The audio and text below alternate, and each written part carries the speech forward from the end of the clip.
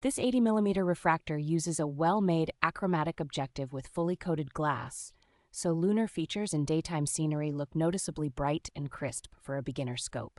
The combination of two eyepieces and a 3x Barlow lens gives a genuinely useful spread of magnifications, letting you move from wide views of the moon to closer looks at craters or distant wildlife without fuss. Setup is straightforward thanks to the clear instructions, simple alt-azimuth mount, and included finder, so new observers can be up and running quickly instead of wrestling with hardware.